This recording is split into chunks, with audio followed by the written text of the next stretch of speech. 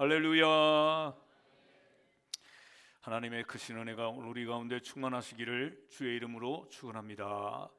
우리 옆에 사람들에게 축복하겠습니다. 이 추운 날 오시느라고 수고하셨습니다. 손을 좀 만져드리세요. 이 추운 날에 감사합니다. 네, 오늘은 우리 예수님께서 우리를 구원하시기 위해서 오시는 그 성탄을 준비하는 대림절입니다. 대림절. 우리 예수님의 오심을 준비하는 대림절. 다른 말로 또 강림절이라고도 말하고 또 대강절이라고도 말합니다. 이렇게 이름이 세 가지가 있지만 다 한마디로 공통적인 것은 기다린다 하는 것입니다. 기다린다. 그래서 대림절이라고 하는 이 말은 영어로는 어드벤트라고 얘기하는데 이것은 라틴어에서 어드벤투스라는 말에서 나오는데 이것은 오심, 도착 이런 의미를 가지고 있습니다. 우리 주님이 오신다는 거예요. 바로 우리를 구원하시기 위해서 오신다는 것입니다. 이게 얼마나 놀라운 일입니까?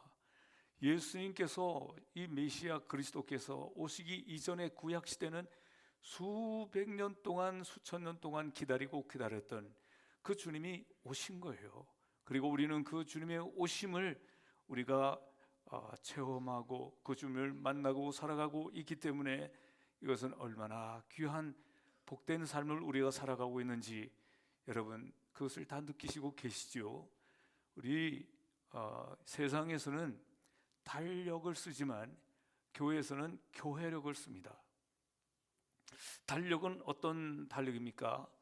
태양력. 태양력. 태양을 중심으로 지구가 한 바퀴를 돌면 그러면 365일 1년이라고 얘기하지 않습니까? 이렇게 지구가 도는 것을 가지고 태양력, 양력을 우리가 말하지 않습니까?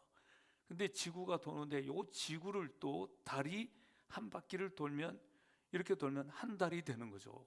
그래서 이거를 한 달이라 그러면서 이걸 음력이라고 얘기하는데 음력에서는 이 달이 지구를 도는 한 바퀴 도는 이것을 기준으로 해서 음력을 만들어 내서 우리의 선조들부터 지금 쓰고 있는 거죠. 이런 달력을 우리가 쓰고 있지만 우리 그리스도인들은 교회력이라고 하는 달력을 우리가 지금 사용하고 있습니다. 오늘은 예수님이 오시는 성탄을 준비하는 두 번째 주일 대림절 이런 절기를 지금 달력의 절기를 지내고 있는 것입니다.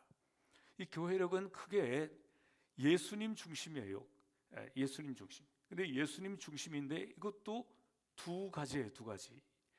뭐냐면 예수님이 오시는 탄생을 중심으로 하는 그런 한 카테고리가 있고 또 그다음에 예수님께서 부활하심을 중심으로 하는 카테고리가 두 개가 있어요. 그래서 오늘 우리는 예수님의 탄생, 성탄을 준비하는 대림절이고 그래서 대림절이 지나면 첫째, 둘째, 셋째, 넷째 주가 지나면 성탄절이 되고 그리고 성탄절을 지나면 그 다음에는 주현절이라고 그래서 주현, 나타날 현자예요. 주님이 나타나셨다, 오셨다는 거죠. 주님이 우리에게 주님으로 오셨다는 거죠. 그래서 그 주님을 감사하고 이 세상의 어두운 빛에 이 어두운 세상의 빛으로 오셨다. 이 세상에 정의롭지 못하고 불의가 가득한 세상에 진리로 오신 우리 주님을 감사하는 주현절을 한 두 달 정도로 이렇게 지냅니다.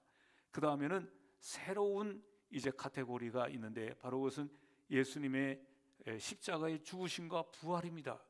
예수님이 죽으시는 그 과정이 고난 주간을 포함해서 사순절이죠. 사순절이 지나면 예수님이 부활하시죠. 죽음에서 부활하시죠. 그 부활하신 예수 그 그리스도를 능력 있게 전하도록 우리 예수님께서 약속하신 대로 어떻게 하셨습니까? 마가의 다락방에서 모인 그들에게 열흘 동안 기도할 때 하나님께서 약속하신 대로 성령을 주셨죠.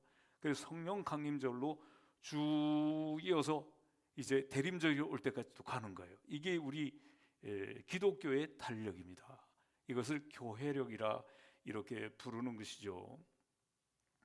이런 달력을 매번 우리 그리스도인들은 일반 태양력도 보고 또 음력도 보지만 이런 교회력의 달력에 의해서 우리가 주님을 준비하고 맞이하고 감사하고 그분을 자랑하고 십자가에 우리 예수님께서 고난당하신 것을 깊이 묵상하고 그 죽으시고 부활하신 예수님을 또 성령의 충만함으로 증거하고, 이게 우리 기독교의 달력이에요, 달력.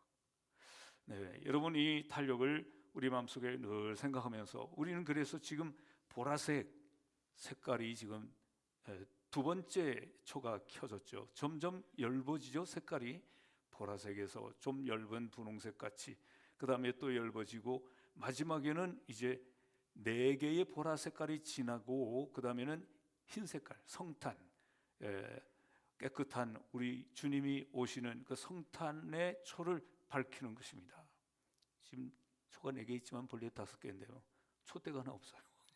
촛대가 하나 지금 없어. 그래서 이렇게 됐어요. 보라색으로 하는 이유는 뭘까요? 이것은 회개하고 기다리고 자기를 성찰하는 그런 의미를 보라색이 가지고 있습니다. 자주색이라고도 말하고 보라색이라고도 말하는데, 이 색깔이, 강단의 색깔이 우리에게 주는 의미들이 항상 있습니다. 그 색깔을 가지고 우리는 달력, 우리 주님을 오심을 기다리는 우리의 삶을 간단하게 표현하고 있는 거죠. 간단하게 표현하고 있습니다. 오늘 그러니까 우리 주님의 오심을 기다리는 자세는 회개와 자기를 성찰하고 또 우리 주님의 오심을 기다리는 이런 절기를 지금 대림절 둘째 주일을 우리가 지나가고 있는데, 예수님이 막 오실 때 공생애를 막 시작하기 바로 직전에 예수님이 오심을 외쳤던 사람이 누굽니까? 세례 요한이잖아요. 예수님보다 6개월 먼저 이 세상에 탄생한 그 세례 요한이 예수님의 오심을 준비하라 광야에서 외치지 않았습니까? 주의 오실 길을 준비하라, 예배하라 하고 외치면서 회개를 외쳤던 분이 바로 세례 요한이죠. 세례 요한은 그렇게 살다가 나중에는 순교를 했지만 세례 요한이 외쳤던 그 외침은 바로 예수님을 맞으려면 회개해야 된다, 깨끗한 마음으로 또 성결한 마음으로 우리 주님을 맞이해야 된다라고 세례 요한이 외친 것처럼 오늘 시간 우리 주님을, 성탄하시는 주님을 맞을 때는 그런 자세가 우리에게 필요하다는 것입니다. 그러면 예수님이 오신 지가 벌써 2000년이 지났는데 뭐 계속 예수님, 아기 예수님만 얘기할 거냐? 그렇게 생각하기가 쉽죠. 그런데 12세기 경부터 이제 생각이, 해석이 좀 변화되었습니다. 그래서 어떤 변화인가 하면 옛날에 오신 아기 예수님만을 생각하는 것이 아니라 다시 오시는 예수님 재림을 준비하는 그런 이제 의미로 대림절을 보내야 되고, 또 예수님을 재림하셔서 이 세상을 심판하시는 그 주님을 기다림이어야 한다라고 하는 해석으로 변화되고 발전되게 된 것입니다. 오늘 우리는 이렇게 이 대림절을 보내고 있는데, 이 대림절의 가장 중요한 것은 뭐겠습니까? 이런 귀하신 분이, 하나님이 사람의 몸을 입고 인간의 몸을 입고 이 땅에 오시는 성육신하는 거예요. 그냥 아기가 아니에요. 그분은 하나님이신 분이죠. 하나님이 인간으로 오셔서 인간을 구원하시기 위한 어떤 방법도 없었던 거죠. 그 방법이, 아주 유일한 방법이 하나님이 인간이 되시는 방법이었던 거예요. 그래서 그 인간들을 위해서 제물이 되시고 그 인간들을 위해서 피 흘려 죽으시는 그 제물이 되는 길만이 인간의 죄를 사할 수 있는 유일한 길이기 때문에 우리 하나님이 인간이 되신 사건이 성탄절인 거죠. 성탄절.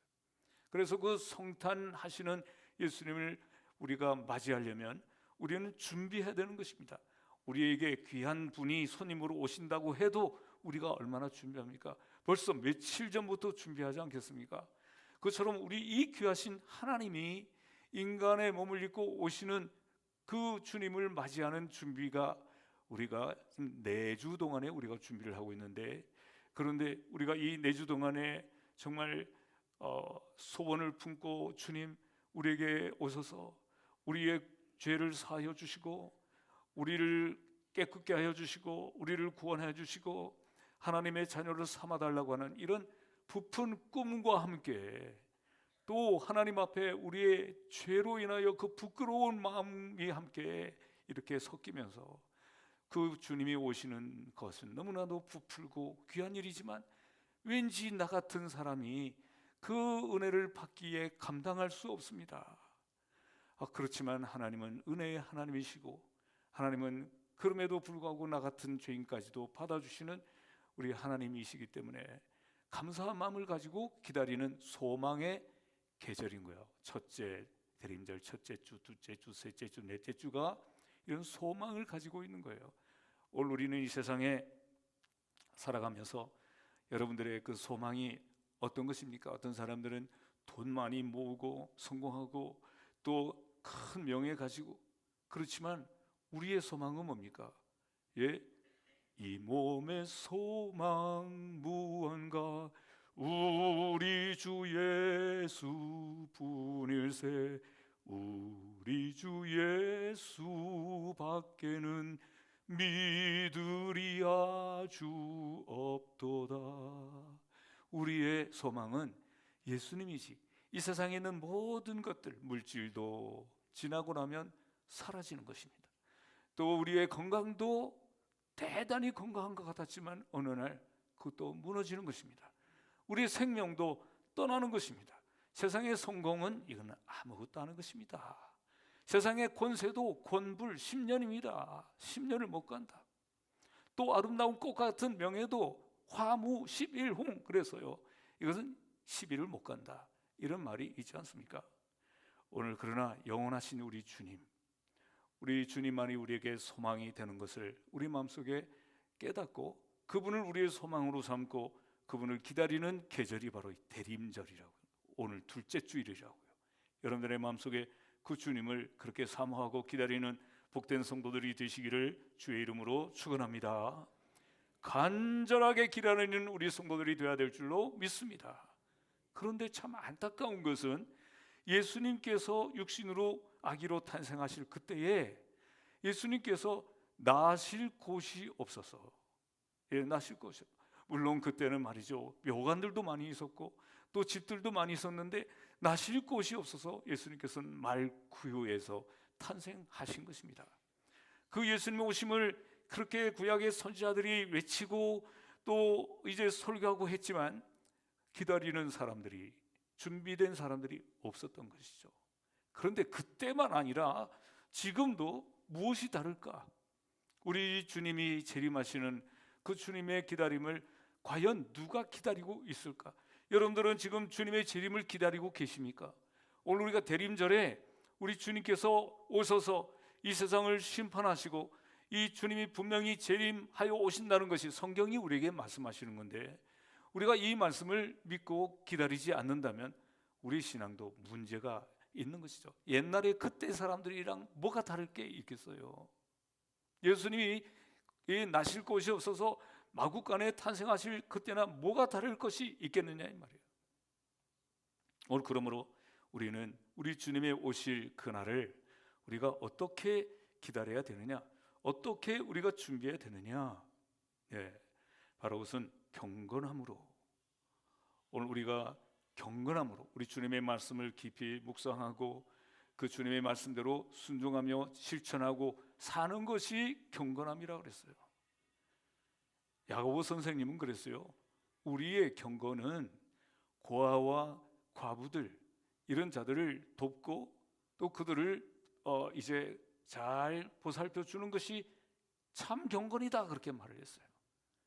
무슨 경건이라 그래서 경건하게 멋지게 보이기만 한 것이 아니라 하나님의 말씀을 실천하고 주님의 말씀, 주님께서 관심을 갖는 그곳에 우리도 관심을 갖고 우리 주님께서 불쌍히 여기는 그 사람들을 불쌍히 여기고 그렇게 순종하는 것이 경건이라고 야고보 선생님은 그렇게 우리에게 말씀하고 있는 것입니다. 오늘 여러분, 우리 주님의 그 기다림이 점점 가까워오고 있습니다. 여러분들 느끼지 않습니까? 오늘 세상을 보면서 주님의 재림이 가까웠다고 느끼지 못하는 사람은 그 심령이 뭔가 문제가 있는 거죠. 이 세상에 왠지 병들고 점점 악하여지고 점점 이 세상이 정말 하나님의 진노를 받을 것만 같은 이런 마음이 우리 마음속에 들면서 주님이 오실 때가 가까웠다고 느낌이 오지 않는 사람들은 왠지 그들의 마음이 병들은 것이 아니겠는가, 무감각한 사람들이 아니겠는가, 이런 생각하는 것입니다. 6세기 경에는 말이죠, 6세기 경에는 그때는 이 대림절에 너무나도 주님을 사모하고 기다리는 이 기다림 때문에 그때는 결혼도 안 했어요. 그러니까 대림절 첫째, 둘째, 셋째, 넷째 주간에는 결혼도 안 했어요. 결혼도 안 하고 그때는 금식하면서 주님의 오심을 기다렸다는 것입니다. 요즘에는 그렇게까지 하는 분들은 없지만 오늘 우리 마음속에 그만큼 우리 믿음의 선배들은 그만큼 주님의 오심을 그렇게 거룩함으로 경건하게 기다렸다는 사실을 우리가 생각하면서, 물론 꼭 금식해야 하는 그런 이유는 없겠지만, 꼭 그때 12월에는 결혼하지 말아야 된다는 그런 이유도 물론 없겠지만, 우리의 선배들이 그런 모범을 보였어요. 우리 그 믿음의 선배들, 기독교 역사 속에 수고하셨던, 그렇게 우리에게 본을 보였던 그분들을 생각하면서 오늘 우리 주님의 오심을 기다리는 자세를 가져야 한다라고 하는 사실을 오늘 시간에 우리 마음속에 가다듬는 성도들이 되시기를 주의 이름으로 축원합니다. 네, 우리가 살아가는 그 시간, 우리의 인생을 살아가는 시간을 옛날 고대 헬라인들은 시간을 두 가지로 이해를 했습니다. 하나는 똑같은 시간이지만 하나는 크로노스라고 하는 길이의 시간, 길이시는, 우리가 시계를 매달아 놓고 매번 시계가 가고 달력을 찢어가면서 1년이 가는 이런 것을 우리는 크로노스라고 그래요. 길이의 시간입니다. 오늘 세상에 많은 사람들은 길이의 시간에 얼마나 익숙해 있고 이 길이의 시간을 오래 살려고 장수하려고 얼마나 애를 쓰고 있습니까? 이것은 크로노스의 시간을 살고 있는 것입니다. 그러나 시간은 꼭 그것만 있는 게 아니에요. 카이로스의 시간이라는 게 있어요. 카이로스의 시간이라는 것은 바로 어떤 사건을 향해서 우리 그리스도인들은 바로 구원과 영생을 향해 살아가는 삶을, 이런 거룩한 위대한 대단한 이 삶을 살아가는 이런 시간을 카이로스라고 그래요. 카이로스. 오늘 여러분, 우리는 그러기 때문에 남아있는 생애가 길고 장수하고 그렇지 않다더라도, 짧더라도 우리는 하나님 앞에 카이로스적인 그런 자세를 가지고 주님의 오심을 기다리고 구원을 사모하고 우리가 영생을 사모하며 살아간다면 이거 얼마나 값지고 얼마나 귀한 인생을 살아가는 것입니까? 여러분들에게 이와 같은 카이로스적인 인생을 살아가는 이런 복된 가치 있는 성도들이 다 되시기를 주의 이름으로 축원합니다. 오늘 본문에 있는 말씀은 예수님께서 비유를 말씀하셨죠. 그런데 우리가 이 21장, 누가복음 21장 전체를 다 읽지를 못했는데 그 앞부분에 보면 어떤 사람이 그 예루살렘에 있는 성전을 보면서 감탄을 하는 이야기가 있습니다. 그 성전은 누가 지었는가 하면 헤롯 왕이 지었어요. 근데 그 성전은 헤롯 왕이 지었는데 감탄할 만큼 얼마나 웅장하고 큰 성전인지 몰라요. 그때 당시는 그렇게 큰 성전이죠. 그 성전의 그 바닥이 한 700평 정도 되는 거예요. 우리가 지금 평수로 따지면 한 700평 정도 되는데 그 밖에 둘러친 그런 그 벽은 울타리는 한 1.5km 정도가 되는 거예요. 그 700여 평 되는 그 성전을 둘러싼 그 벽은 한 1.5km 정도 되는데 그 돌들이 하나 위에 하나 위에 이렇게 돌들이 쌓여졌는데 돌 하나의 길이가 12m가 되는 거예요. 12m. 돌 하나가 어떻게 쌓았는지 정말 이해가 안 되고 입이 딱 벌어질 정도의 그런 돌들로 쌓았던 것입니다.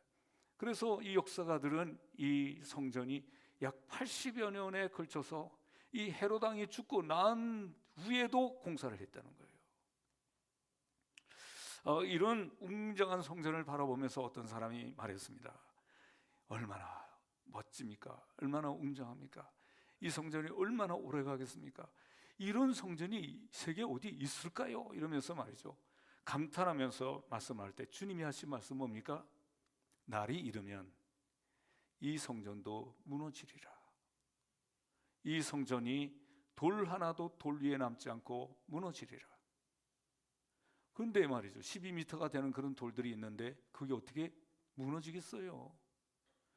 인간의 생각으로는 그렇게 생각이 들지만 우리 주님께서는 무너진다라고 말씀했어요. 그 또 제자들이 또 말합니다. 주님, 그러면 그 언제 어떤 징조가 있을 때 그런 일이 있겠습니까? 라고 말할 때 우리 예수님이 비유를 말씀한 말씀이 오늘 비유의 말씀입니다. 그러니까 너희들은 그 때를 잘 알아야 되는데, 마치 또 무화과나무를 보면은 무화과나무의 잎이 연하여지고 움이 나고 그러면 그때 사람들은 그것이 바로 여름이 가까웠다고 알았던 것이다.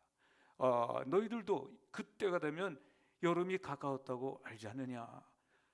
어떤 징조가 보인다는 거죠. 징조. 이 징조라는 게 다른 말로 뭡니까? 어떤 사건이 일어나기 위한 어떤 조짐이 보인다는 거, 조짐이. 그럴 때에 이제 예수님 말씀하신 그 성전이 다 무너지는 때가 올 것이라는 거예요. 그런데 그 때가 정말 왔는데 언제 왔는가 하면 AD 70년에 로마의 디도 장군, 티투스라고 하는 장군이 쳐들어와서 그 모든 이 성벽이, 이 성전의 벽들이 다 무너지는 그 일이 일어났던 것입니다. 예수님이 하신 그 예언의 약속이 이루어지게 된 것입니다. 오늘 우리는 징조를 보아야 한다. 예수님께서 지금 이 비유를 말씀하시면서 무화과나무가 잎이 연하해지고 새 움이 돋고 하는 것을 보고 여름이 가까웠다는 것을 알고 있는 것처럼, 너희들은 그 알고 있지 않냐? 나뭇잎이 연하해진 걸 보면 여름이 가까웠다고 알고 있지 않냐? 그것처럼 이 세상의 징조를 보면서 그 사실을 깨닫는 자가 지혜로운 것이라는 거예요. 오늘도 이 세상에 얼마나 많은 이변들이 일어나고 있습니까? 기상의 이변들이 일어납니다. 자연을 통해서 우리에게 나타나는 재해들, 이런 기상 이변들, 또 사회가 변화가 일어나서 그동안에 상상하지도 못했던 이 사회의 사람들의 도덕이 무너지는 이런 모습들을 우리가 보지 않습니까? 이런 거 볼 때 예수님의 말씀은 뭡니까? 이런 것은 징조다는 거예요. 징조. 바로 주님이 오실 징조가 가까웠음을 알라고 하는 것입니다. 오늘 우리 세상이 지금 현재 일어나고 있는 곳곳에서 일어나고 있는 전쟁들, 또 전쟁이 더 확산될 것 같은 조짐들, 이런 것들이 막 뉴스를 통해서 우리에게 들려오지 않습니까? 그리고 여러 가지 역병들, 또 곳곳에서 나타나는 그 지진들, 경제의 지수가 불안하게 무너지는 모습들, 이런 모습들을 우리가 보지 않습니까? 이런 걸 보면서 우리는 징조, 조짐, 주님의 오심이 가까웠음을 깨달으라고 우리에게 말씀하는 것입니다. 이런 깨달을 수 있는 사람이 바로 지혜로운 사람입니다. 오늘 세상이 얼마나 의학이 발달하는지, 줄기세포를 가지고 이걸 복제해가지고 난치병을 치료하고, 그래서 보면 죽을 사람이 아무 사람도 없을 것 같은 느낌이 들 정도로 치료의 기술이 발달하고 있지 않습니까? 세상에는 그럼에도 불구하고 끊임없이 또 새로운 질병이 나타나고, 그렇기 때문에 정말 우리는 헷갈리는 거예요. 이게 정말 그렇게 될 것인지 헷갈리는 것입니다. 그러나 성경은 분명히 말씀합니다. 디모데후서 3장 2절에 이 말세의 때가 되면 자기를 사랑하며 돈을 사랑하며 자랑하며 교만하며 비방하며 부모를 거역하며 감사하지 아니하며 거룩하지 아니하며 무정하며 원통함을 풀지 아니하며 모함하며 절제하지 못하며 사나우며 선한 것을 좋아하지 아니하며 배신하며 조급하며 자만하며 쾌락 사랑하기를 하나님 사랑하는 것보다 더하며 경건의 모양은 있으나 경건의 능력은 부인하는 이런 모습이 말세의 현상이라고 디모데후서 3장에 쭉 말씀하고 있습니다. 이 말씀들을 우리가 읽고 생각하다 보면 정말 이때가 말세구나. 우리의 이 모습을 너무나도 정확하게 지적하고 있구나 하는 생각을 하게 되는 것입니다. 네, 어떤 사람들은 이런 지금 말씀드린 대로 줄기세포를 통해서 안 죽으려 하고, 어떤 사람들은 이 편한 세상에서 영원히 살 것처럼 생각할지 모르지만 그렇지 않다는 것입니다. 하나님께서는 살아계심을 모든 사람들이 알 수 있도록 로마서 1장에 있는 말씀을 보게 되면 그런 말씀이 있어요. 창세로부터 보이지 아니하는 것들, 그의 영원하신 능력과 신성이 만드신 모든 만물에 분명히 보여졌다. 모든 사람들이 만물을 통해서 만물을 보면 하나님이 만드신 것을 다 알게 되는데, 그럼에도 불구하고 하나님을 영화롭게도 하지 아니하고 감사치도 아니하고 오히려 그 생각이 허망하여져서 미련한 마음이 어두워진 그런 모습을 로마서 1장 20절부터 지적하는 모습을 우리가 보게 됩니다. 그래서 사람들은 하나님께 영광을 돌리는 것이 아니라 온통 먹고 마시고 즐기는 것에 열중하는 그런 모습이 오늘 우리 현실 아닙니까? 이 모습과 똑같은 판박이었던 때가 있습니다. 구약성경 창세기 6장에 나오는 노아 시대의 모습입니다. 이 노아 시대, 그때의 사람들은 홍수 전에 하나님의 심판이 있기 바로 직전에 노아가 방주에 들어가던 날까지 먹고 마시고 장가들고 시집가고, 또 하나님이 이 세상을 멸하기까지 깨닫지 못하고 쾌락에 빠져 있었다라고 성경은 말씀하고 있지 않습니까? 그래서 오늘 읽은 이 말씀도 종말에 대한 교훈을 말하는 거예요. 우리는 종말을 항상 인식하며 살아야 됩니다. 종말에 우리 주님께서 우리를 심판하시는 그 생각을 하면 끔찍하고 무서운 생각이 들어갔지만 우리 마음속에는 종말이 있다. 종말이 가까우고 있다. 우리는 그 종말에 주님이 재림하시고 이 세상을 심판하신다. 그러므로 우리가 그 주님을 잘 기다리고 준비해야 된다. 이런 마음으로 살아야 된다는 것입니다. 예수님의 탄생, 예수님의 성탄 크리스마스를 그냥 선물을 나누고 기뻐할 것이 아니라 이것은 2000년 전에 예수님이 사람의 몸을 입고 오신 사건이고, 이것은 다시 예수님이 재림하실 것을 우리에게 깨닫게 해주시는 사건이기 때문에 오늘 우리는 이 마지막 때 주님이 재림하시는 그때에 이 세상에 종말이 분명히 있는데 그것을 우리의 마음속에 생각하면서 그 마지막 때가 분명히 올 것인데 그것을 생각하면서 지혜롭게 깨어서 살아야 된다고 오늘 성경에 말씀하는 거예요. 데살로니가전서 5장 1절 2절에 있는 말씀을 보게 되면 주의 날이 밤에 도적같이 이를 줄 너희가 알라라고 말씀하고 있어요. 여러분, 도적은 정말 귀신같이 오잖아요. 그것처럼 주님이 그렇게 우리가 볼 때는 도적같이 알지도 못하게 주님이 오신다. 왜 우리가 그렇게 도적같이 주님이 오실까요? 우리가 이 세상의 육체의 쾌락에 심취해 있는 동안에, 먹고 마시고 명예와 권력과 이 세상에 심취해 있는 동안에 우리 주님이 오시기 때문에 우리는 마치도 도적이 오는 것처럼 느끼지도 못하고 깨닫지도 못한다는 거예요. 그래서 오늘 성경에 있는 말씀은 깨어라는 것입니다. 항상 깨어서 도적을 이제 도적이 들어오지 못하도록 우리가 깨어 있듯이 우리가 항상 주님 말씀을 기억하며 깨어 있는 삶을 살아야 된다라는 말씀을 우리 주님이 우리에게 말씀하고 있는 것입니다. 그 날과 그 때는 아무도 모른다라고 말씀하고 있어요. 마가복음 13장 32절에 보면 하늘에 있는 천사도 모르고 아들도 모르고, 그 날은 예수님 아들도 모른대요. 아들도 누구만 아느냐? 아버지만 아시느니라 그랬어요. 우리 예수님께서는 아버지의 그 지시에 따라 우리 예수님이 오시는 것이지 예수님이 알아서 오시는 게 아니라 천사도 모르고 아들도 모른다. 그때는. 그러므로 우리 모두가 다 하나님 앞에서 깨어 있어야 된다는 말씀을 성경에 하고 있습니다. 예수님께서 말씀하신 그 예루살렘 성전이, 그런 멋진 성전이 AD 70년에 다 무너지고 예수님께서 말씀하신 대로 무너졌는데 그때 110만 명의 사람이 죽었대요. 그리고 9만 7천 명이 포로로 끌려갔대요. 그것이 역사가 요세푸스의 기록에 남아 있습니다.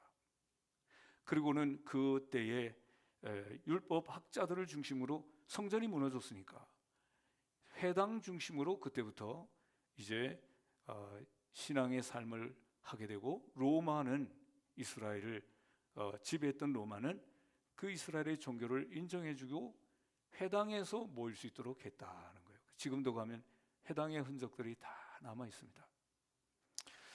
네, 오늘 우리가 스스로 조심하면서 오늘 34절 35절에 있는 말씀을 보면 너희는 스스로 조심하라.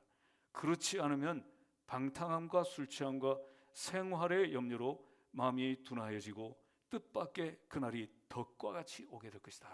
여러분, 덫과 같이, 그날이 덫과 같이 온다 그랬어요.